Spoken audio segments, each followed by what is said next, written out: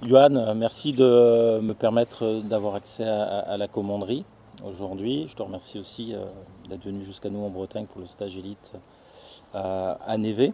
Donc honoré de voir l'Olympique de Marseille s'intéresser aux différents profils qui peuvent venir sur nos stages de Football Academy. Donc te remercier de m'avoir permis de revoir un ancien stagiaire de Football Academy, Kylian Le Pironec, qui était originaire de la région parisienne, qui a bien progressé après un passage à Amiens, à l'Olympique de Marseille, s'entraîne avec le groupe professionnel. Donc je voulais que tu nous parles de ton métier d'observateur, de recruteur pour la cellule de recrutement du centre de formation de l'Olympique de Marseille. Quel est ton rôle, comment tu travailles, et après on ira sur les conseils que tu pourrais donner aux jeunes footballeurs. Alors, mon rôle consiste déjà à travailler en équipe. Donc, on est une équipe de plusieurs observateurs, plusieurs scouts qui sont sur toute la France. La volonté du club, c'était surtout d'être basé sur le bassin marseillais et on va dire dans le Grand Sud. Mais on a toujours un œil sur toute la France et même l'Europe.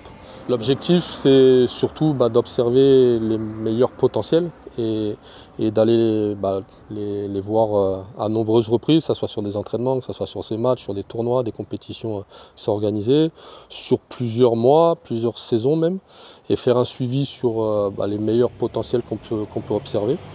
Et derrière, de pouvoir donc faire un meilleur suivi et derrière de pouvoir les inviter sur nous des stages qu'on peut organiser avec nos équipes pour qu'on puisse à la fois les tester aussi sur l'aspect athlétique, sur l'aspect technique, tactique, mental, pour qu'on puisse avoir le maximum de données pour derrière faire les choix qui soient les plus en lien avec le projet du club.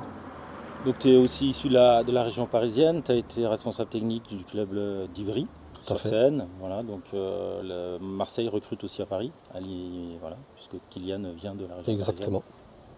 Tout à fait, moi je suis originaire de la région parisienne, j'ai des racines en Bretagne aussi. J'ai donc eu l'opportunité de bouger aussi un peu partout en France pour diverses raisons professionnelles et personnelles. Et puis ça me permet aussi de pouvoir à la fois comparer les styles de jeu, mais les styles de joueurs aussi. Et suivant les régions, on a des profils qui sont différents. En région parisienne, c'est vrai déjà c'est une terre de foot et c'est peut-être le plus grand bassin de recrutement du monde. Donc là-dessus, il y a énormément de profils de joueurs et c'est vrai que c'est une grosse force.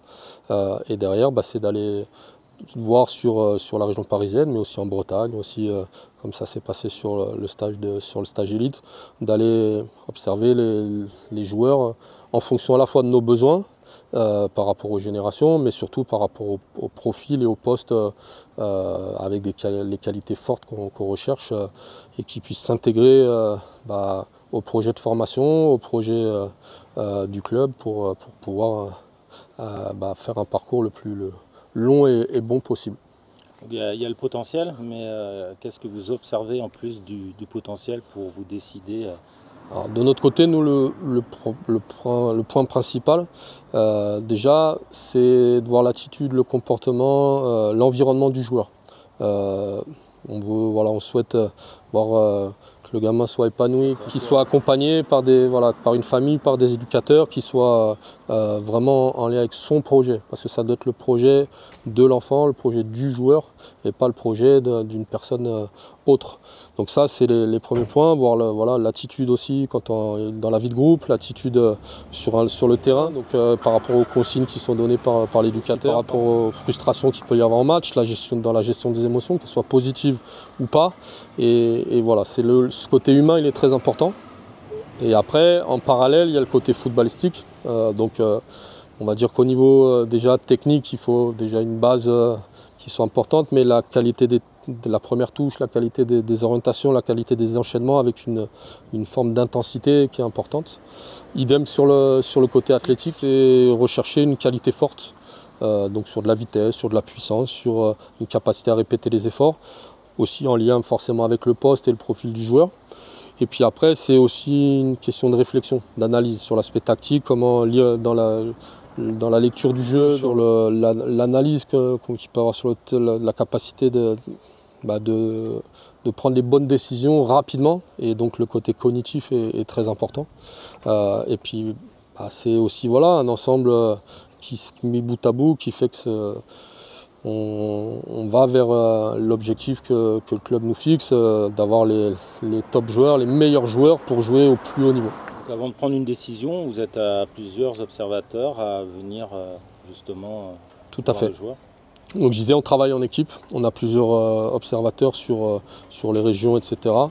Et l'objectif, c'est qu'on puisse voir les joueurs à minima 5-6 fois avant de pouvoir les inviter. Donc c'est sur des matchs en direct et voir comment ils se comportent à la fois individuellement, dans un collectif, sur des entraînements, sur des matchs, sur des tournois, dans une vie de groupe, et voir si ça peut répondre à nos attentes et aux objectifs et au potentiel du joueur. Est-ce qu'on est capable, nous, de le développer et que le joueur rentre dans le projet du club et dans ce qu'on souhaite mettre en place en termes de méthodologie, en termes d'accompagnement pour nos équipes. Donc le joueur, il a certes des qualités intrinsèques, mais je pense que l'accompagnement est important. Donc savoir s'entourer, savoir se donner les moyens. Donc quel conseil tu pourrais donner aux jeunes footballeurs qui ont pour ambition, pour objectif d'intégrer un centre de formation? Le premier conseil que je donnerais déjà, c'est d'être patient, de ne pas brûler les étapes et d'y aller marche par marche pour se fixer un objectif. C'est croire en ses rêves sans donner les moyens.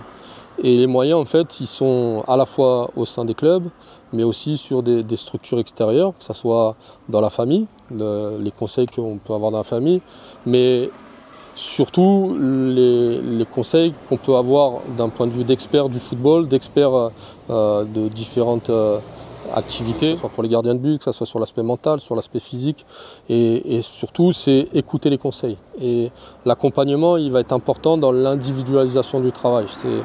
Ok, j'ai des qualités fortes, ok, j'ai du potentiel, mais comment je vais être en capacité de les développer et qui va m'aider à les développer? Donc, une structure comme Footbraise Academy est capable de donner les conseils, d'accompagner et de pouvoir vous aider à développer les capacités, les qualités footballistiques, mais aussi sur le 360 degrés, sur l'aspect mental, sur l'aspect physique et tactique. Et je pense qu'aujourd'hui, un jeune qui vient au sein des stages de Footbraise, au sein de l'accompagnement qui peut être personnalisé, va forcément retirer quelque chose de bénéfique pour bien préparer sa saison et réussir les objectifs sur court et moyen terme, mais surtout de rester dans le franchissement d'étapes au fur et à mesure. Et ça, je pense qu'une structure comme Footbraise permet de réussir ces objectifs. Ok. Droit au but, cet été, les jeunes doivent s'inscrire au stage de football Footbraise Academy. Droit au but. Très bien. Je te remercie, Ivan. Avec plaisir.